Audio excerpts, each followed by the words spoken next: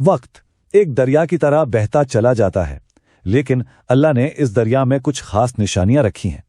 آئیے آج اسلامی کیلنڈر کے ذریعے ایک ایسے روحانی سفر پر چلیں جو صرف تاریخوں کا حساب نہیں بلکہ خود کو پہچاننے اور اپنے رب کے قریب ہونے کا ایک الہی نقشہ ہے۔ السلام علیکم ورحمۃ اللہ وبرکاتہ۔ ہجری سال کے اس گہرے جائزے میں خوش آمدید۔ سب سے پہلے یہ سمجھنا ضروری ہے کہ اسلامی کیلنڈر کی بنیاد کوئی انسانی ایجاد نہیں بلکہ یہ ایک الہی حکم ہے۔ وقت کا یہ نظام اسی دن سے قائم ہے جس دن سے اللہ نے آسمانوں اور زمین کو تخلیق کیا اور ان 12 مہینوں میں سے 4 کو ایک خاص تقدس عطا فرمایا ہے۔ اس کا مطلب یہ ہوا کہ جب ہم وقت کو صحیح مقصد اور شعور کے ساتھ گزارتے ہیں تو ہمارا ہر لمحہ خود ایک عبادت بن جاتا ہے۔ تو آئیے اب مہینہ بمہینہ اس سفر کا آغاز کرتے ہیں۔ سال کے پہلے مہینے محرم الحرام سے، یہ انہی 4 مقدس مہینوں میں سے ایک ہے اور سال کا ایک نہایت ہی اہم اور بابرکت آغاز ہے۔ محرم میں جو سب سے خاص دن آتا ہے وہ ہے عاشورہ، یعنی اس مہینے کا 10واں دن۔ یہ وہ عظیم دن ہے جب اللہ تعالیٰ نے حضرت موسیٰ علیہ السلام اور ان کی قوم کو فرعون کے ظلم و ستم سے نجات عطا فرمائی تھی۔ اس دن روزہ رکھنے کی سنت کی فضیلت بہت ہی زیادہ ہے۔ صحیح مسلم میں روایت ہے کہ عاشورہ کا ایک روزہ پچھلے پورے سال کے گناہوں کا کفارہ بن جاتا ہے، اور سنت کا بہترین طریقہ یہ ہے کہ اس کے ساتھ 9ویں یا 11ویں محرم کا روزہ بھی ملا لیا جائے تاکہ یہودیوں کے عمل سے فرق واضح ہو سکے۔ ذرا سوچئے، اللہ تعالیٰ ہمیں سال کے آغاز میں ہی ایک صاف ستھری شروعات کا، ایک فریش سٹارٹ کا موقع دے رہا ہے۔ سبحان اللہ! یہ ہمیں سکھاتا ہے کہ مقدس اوقات میں ہمارا رویہ بھی پاکیزہ ہونا چاہیے۔ تو سوال یہ ہے کہ اس مہینے سے بھرپور فائدہ کیسے اٹھایا جائے؟ طریقہ بہت آسان ہے۔ 9ویں اور 10ویں یا 10ویں اور 11ویں محرم کا روزہ رکھا جائے، اپنے ارادوں کو، اپنی نیتوں کو نیا کیا جائے اور سال کا آغاز قراردادوں سے نہیں بلکہ سچی توبہ کے ساتھ کیا جائے۔ محرم کے مقدس آغاز کے بعد سال ہمیں آگے لے چلتا ہے کچھ ایسے مہینوں کی طرف جن کا مرکزی نقطہ باطل عقائد کی نفی کرنا اور نبی اکرم صلی اللہ علیہ وآلہ وسلم کی حیات طیبہ سے اپنے تعلق کو مزید مضبوط بنانا ہے۔ اکثر سفر کے مہینے کے بارے میں ایک غلط فہمی پائی جاتی ہے، اسے منحوس سمجھا جاتا ہے، لیکن امام بخاری کی روایت کردہ حدیث اس باطل تصور کو جڑ سے اکھاڑ دیتی ہے۔ نبی کریم صلی اللہ علیہ وسلم نے بہت واضح طور پر فرمایا کہ اسلام میں بدشگونی کا کوئی تصور نہیں ہے، اور سفر بھی اللہ کے بنائے ہوئے مہینوں میں سے ایک عام مہینہ ہے۔ ربیع الاول کا مہینہ تو جیسے نبی اکرم صلی اللہ علیہ وسلم کی حیات طیبہ کا محور ہے۔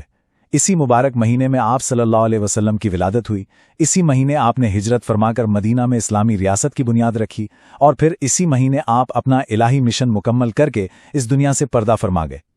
یہ مہینہ ہمیں آپ صلی اللہ علیہ وسلم پر کثرت سے درود و سلام بھیجنے اور آپ کی سیرت کا گہرائی سے مطالعہ کرنے کی دعوت دیتا ہے۔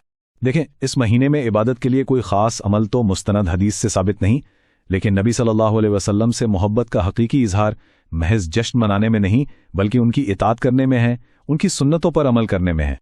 ربیع الاول کے بعد جو مہینے آتے ہیں، ربیع الثانی، جمادی اولا اور جمادی الاخرہ، یہ ہمیں ایک اہم سبق سکھاتے ہیں۔ عبادت کسی خاص وقت کے لیے نہیں بلکہ یہ ایک مسلسل عمل ہے۔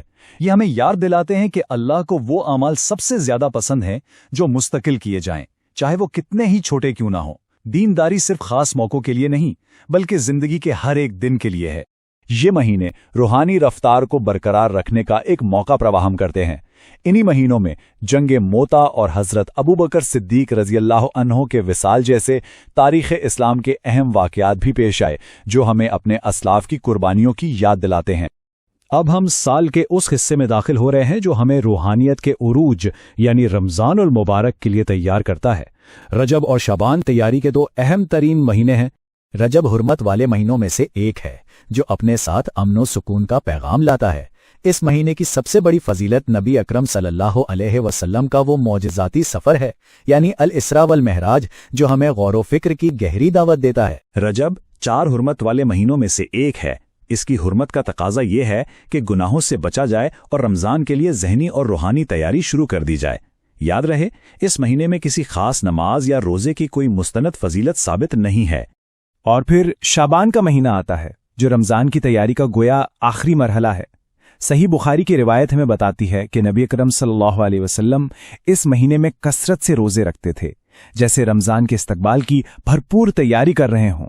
یہ شعبان کی اہمیت کو واضح کرنے کے لیے کافی ہے یہ رمضان سے پہلے آخری ٹریننگ گراؤنڈ ہے۔ تو شعبان کا سب سے اہم سبق یہی ہے کہ روحانی بلندی سے پہلے تیاری بے حد ضروری ہے۔ جو شخص شعبان میں تیاری کرتا ہے دراصل وہی رمضان میں حقیقی کامیابی حاصل کرتا ہے۔ اور پھر وہ وقت آتا ہے جس کا سب کو انتظار ہوتا ہے، رمضان اور شوال۔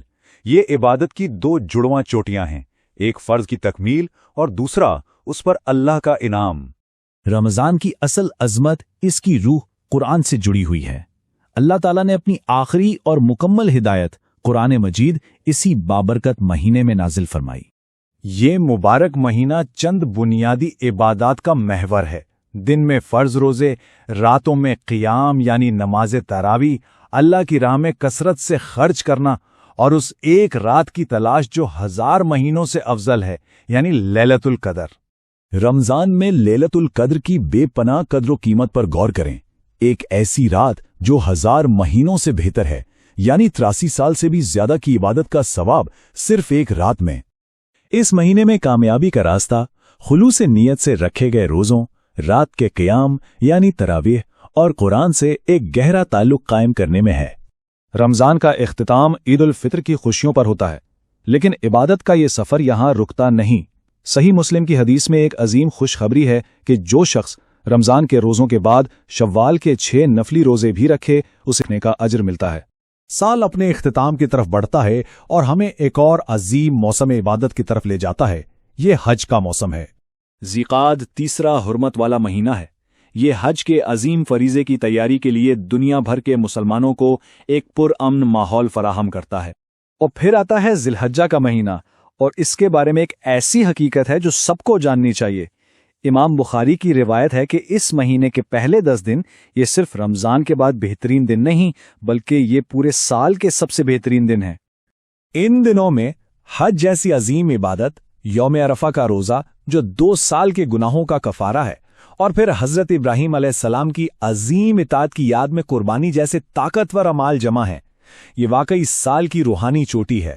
جو لوگ حج کی سعادت حاصل نہیں کر رہے ان کے لیے ان دنوں کے سب سے اہم اعمال میں کثرت سے اللہ کا ذکر، 9ویں تاریخ یعنی یوم عرفہ کا روزہ اور عید کے دن اللہ کی راہ میں قربانی پیش کرنا شامل ہے۔ لیکن ان روحانی بلندیوں پر پہنچنے کے بعد سفر ختم نہیں ہو جاتا۔ اصل امتحان تو اس رفتار کو، اس مومنٹم کو برقرار رکھنے کا ہے۔ شوال کے یہ 6 روزے ہمیں یہی سکھاتے ہیں کہ عبادت رمضان کے ساتھ ختم نہیں ہوتی۔ کامیابی کا راز تسلسل میں ہے، استقامت میں ہے۔ تو خلاصہ یہ ہے کہ ہر مہینہ ایک دروازے کی طرح ہے۔ کچھ دروازے زیادہ کشادہ ہیں، کچھ چھوٹے، لیکن سبھی اللہ کی طرف کھلتے ہیں۔